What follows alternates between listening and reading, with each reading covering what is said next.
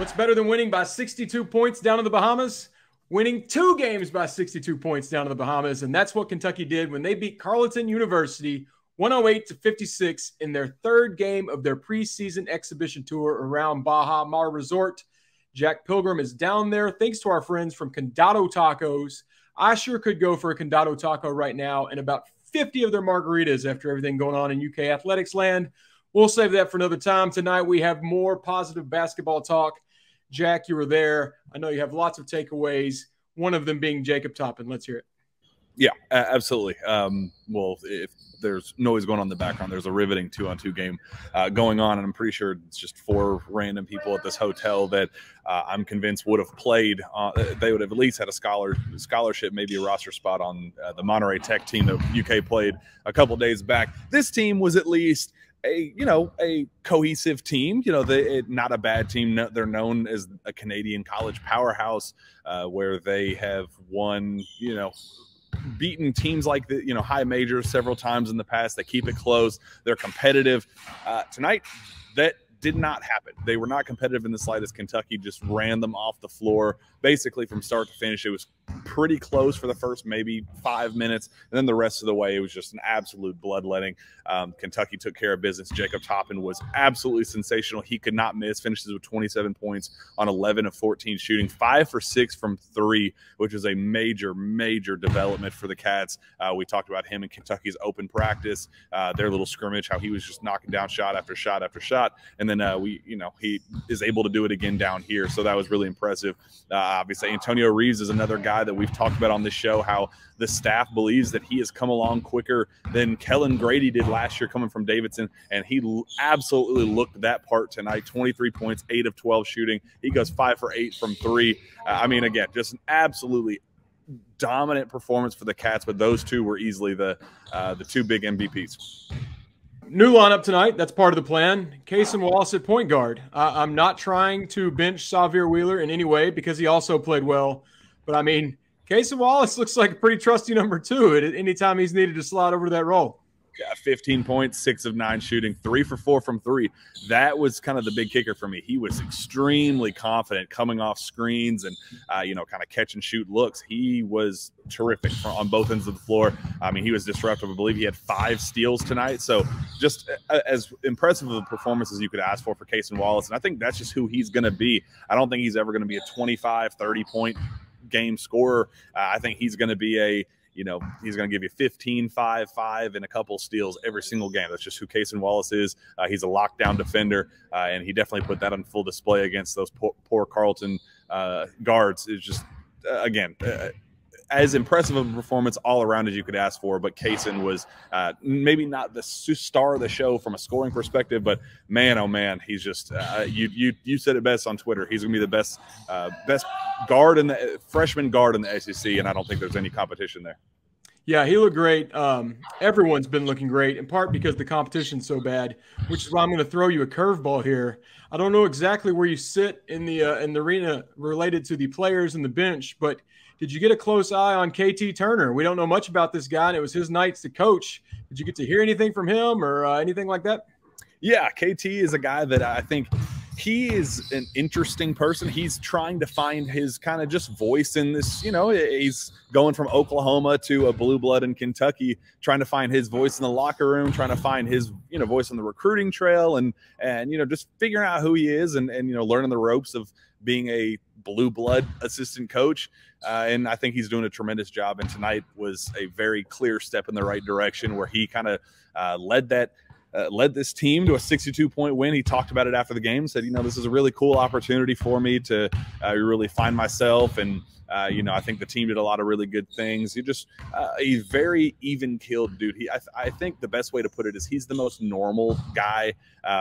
Orlando Antigua is, kind of the big personality type guy. Chin Coleman, big personality type guy. KT is definitely kind of a low profile, not going to be super outspoken, but he's definitely going, the basketball knowledge is there. He has the basketball development. So it's really cool kind of just seeing him come under his own as a new assistant for the Kentucky Wildcats. Well, we need some of the coaches to help our guys with the lobs. Tonight, if we're going to nitpick anything, we bobbled some alley-oops. Oscar had one. Oscar struggled with that a little bit last year, too. Do we think finishing lobs will be a problem this year outside of Damian Collins, of course? Yeah, that was going to be my one kicker. It's like, well, Damian Collins sure as heck is not going to be that person because he is terrific. He, again, not as many highlights tonight, but I definitely thought he was impressive. He finished with 7 points on 3 of 7 shooting, 5 rebounds.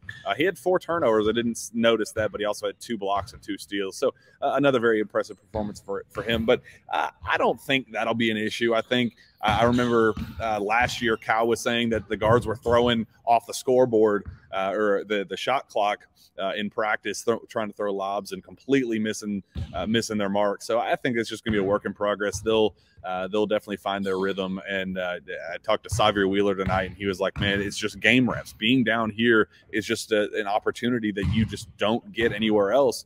It's fun practicing against your own team. The scrimmages are nice, and you're not going to find better competition. But there's something to be said about playing an actual game in front of fans on ESPN, SEC Network with, the announcers and broadcast crew. It's that you can't simulate that in the Joe Kraft Center. And I think that part is it'll be a work in progress, but they'll get there. In your conversation with Xavier Wheeler, did you happen to ask him about this new arsenal he has in his bag? Saw a little crossover step back. You even tweeted about that, showing off some new flashy moves. Do you have anything to say about that? I just asked, what is your confidence level right now? You're doing like that, a lot of things that we just haven't seen you do during your time at Kentucky yet. And he was like, yeah, I'm as confident as I've ever been in my basketball career. That's just kind of who I am as a player. I know exactly what I bring to the table. He has never been shy about his confidence, and he's clearly putting that on full display. I'd like to see him not settle for pull-up threes in transition, or maybe even a foot inside the three-point line, which is maybe even worse. But I think Xavier is who he is. He's going to push the pace. I thought it was really interesting. The quote that he gave was, I knew I did a lot of right, and I knew I did a lot of wrong last season, and I basically spent this entire offseason trying to maximize on the things I did good and minimize the things I did poorly. And it just very vulnerable conversation, I think, where he acknowledged some of the mistakes he made, in terms of decision making and bad passes and turnovers and things like that. So, a lot of great stuff there from Xavier Wheeler, and tonight was obviously a step in the right direction for him. He was terrific. This Carleton University team, 4 or 5 years ago, they beat 4 SEC teams. Clearly, it wasn't that group here. Just you being there, how bad were they? Because even their own beat writer tweeted some stats. It's the worst loss in their history, and they're a pretty reputable program, especially up in Canada. So what kind of happened from them to get to what they were and what we thought Kentucky would run into to the high school team that was out there tonight? I will say that I talked to their head coach yesterday. I interviewed him, and he is a great dude. Very blunt in his assessment of his own team. Before the interview even started, he ran over to me and said, Kentucky might beat us by 70 tomorrow. And it ended up being 62. I thought that was really, really funny. It was actually in the middle of practice. They were, working on some full court stuff and defensive transition stuff. And it was just a really, really poor sequence. And right then he came over to me and knew that I was with media, probably with Kentucky media. And he said, this might be a 70-point loss tomorrow. And I was like, dang, not very often you see a coach that open about it. And I had him on my podcast as well to talk just kind of about the team. He said, we're really beat up right now. This isn't a typical Carleton team that we're used to seeing. He said that it's a work in progress. We're going to get there. But I think he knew the writing was on the wall for a pretty significant beatdown. He called a shot 70 points and ended up being 62. So whatever he's betting, make sure you follow the Carleton's head coach with his bets. Yeah, I want to give him Coach of the Year vote. Not only does he know his own team, he knows his opponent. He clearly did his scouting, almost got the score right. That's a great coach. You're going to go hop in that basketball game behind you before you need to go? I think they're in desperate need of some help. So I think Keith Farmer's still over there, and we're gonna start running threes instead of watching this 2-on-2 matchup. Keith had a big night, big video for him. It is what it is. Well, working for KSR, me and you, we have all this free time. So why don't you go enjoy yours and do what you got to do. We're back tomorrow for the Bahamas national team. Maybe they'll bring DeAndre Ayton and Buddy Hield and whoever they got because they're going to need it. Best of luck to them. See ya.